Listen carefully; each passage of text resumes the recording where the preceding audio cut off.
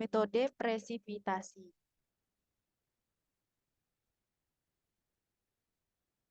Jadi, metode presipitasi di sini itu merupakan salah satu jenis metode pemisahan.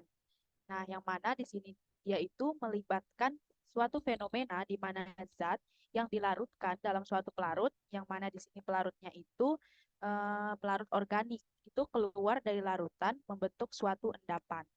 Dalam aplikasinya, metode presipitasi dikenal sebagai metode yang sederhana, menggunakan bahan baku relatif murah dan dapat dikombinasi dengan suhu yang rendah sehingga biaya operasionalnya itu menjadi lebih rendah. Selanjutnya itu ada aplikasi dari metode presipitasi ini dalam bidang farmasi. Di sini saya mengambil salah satu jurnal yang mana jurnalnya berjudul Formulasi dan Evaluasi Stabilitas Fisik Suspensi Ibuprofen menggunakan kombinasi polimer serbuk gom Arab dan natrium karboksimetil selulosa. Jadi, di dalam jurnal ini saya mengambil beberapa materi yang berhubungan dengan materi pada pertemuan kali ini, yaitu metode presipitasi. Jadi di sini aplikasinya dalam bidang farmasi itu pembuatan suspensi dengan metode presipitasi. Dalam penelitian jurnal ini, itu diformulasikan ibuprofen dalam bentuk sediaan suspensi, yang mana eh, dalam industri farmasi ini, obat-obat yang memiliki kelarutan kecil dalam dalam air itu menjadi permasalahan yang besar. Nah, jadi di sini adapun salah satu obat yang tidak larut dalam air itu adalah ibuprofen. Oleh karena ibuprofen ini tidak larut dalam air, maka dapat dibuat dalam bentuk suspensi jika diinginkan dalam sediaan bentuk cair. Jadi, pada penelitian ini, pembuatan suspensinya itu dibuat dengan metode presipitasi. Karena zat aktif yang dimaksud itu ibuprofen merupakan obat yang praktis tidak larut dalam air. Jadi, dengan pelarut organik itu dilakukan dengan zat yang tak larut dalam air, itu dilarutkan terlebih dahulu dengan pelarut organik yang dapat bercampur dengan air. Yang mana dalam penelitian ini itu digunakan pelarut organiknya itu propilen glikol. Jadi dalam penelitian ini adapun tahapan dalam pembuatan suspensi tersebut yang mana ditimbang semua bahan, kemudian bahan gom Arab itu dilarutkan dengan air sebanyak 7 kalinya di dalam lubang. Kemudian adapun bahan lainnya natrium karboksimetil selulosa itu ditaburkan ke dalam air panas sebanyak 20 kalinya dan dibiarkan sampai mengembang di dalam lubang tersebut. Kemudian dicampurkan serbuk gom Arab tadi dengan larutan natrium karboksimetil selulosa. Nah, obat ibuprofen tadi dilarutkan dengan pelarut organik yang mana di sini digunakan propilen glikol yang kemudian ditambahkan sorbitol dan digerus hingga homogen. Setelah homogen, campuran ibuprofen tadi itu ditambahkan sedikit demi sedikit ke dalam campuran serbuk gom Arab dan natrium karboksimetil selulosa tadi dan sambil diaduk lagi hingga homogen. Dan kemudian ditambahkan pewarna kuning dan oleum citri 4 tetes, diaduk homogen dan kemudian ditambahkan aquades hingga 100 ml. Kemudian dalam memformulasikan suspensi ini ada hambatan yang mana itu kestabilan fisik. Jadi ibuprofen, obat yang tidak larut itu dapat memisah dari fase pembawah dan mengendap di dasar wadah.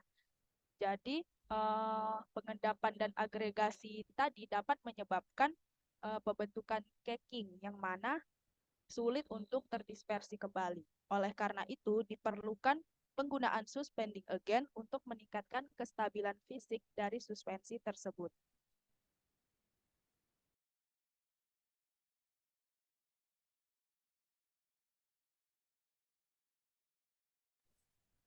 Aplikasi metode presipitasi dalam bidang farmasi. Salah satunya di sini yaitu metode presipitasi dalam pembuatan sediaan suspensi. Metode dalam pembuatan suspensi dan cara ini yaitu digunakan pelarut organik untuk melarutkan suatu zat-zat yang tidak dapat larut dalam pembawa air. Setelah larutan zat tersebut larut dalam pelarut organik ini, kemudian diencerkan dengan larutan pensuspensi dalam air, sehingga akan terjadi endapan halus tersuspensi dengan bahan pensuspensi.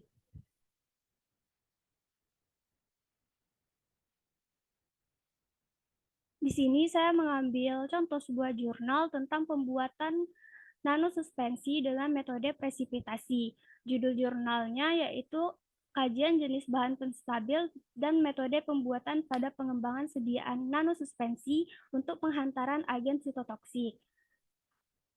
Diketahui bahwa kanker merupakan salah satu penyakit yang berasal dari sel-sel jaringan tubuh yang ditandai dengan pembelahan sel yang cepat.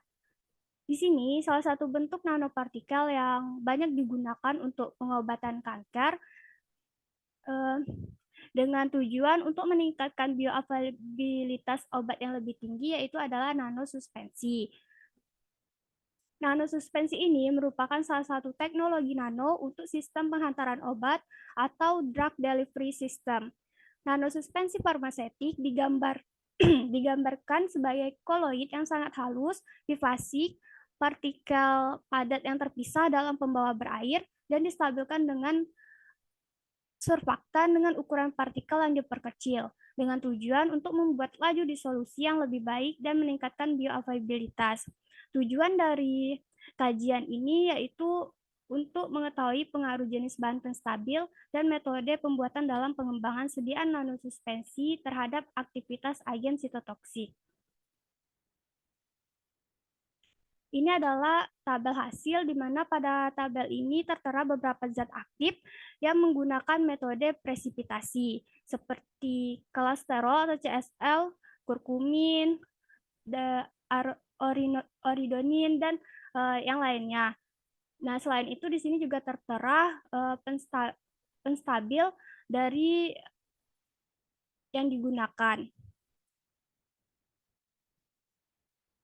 Berdasarkan tabel tadi, dilihat ada beberapa metode pembuatan yang bisa digunakan dalam pengembangan sediaan nanosuspensi.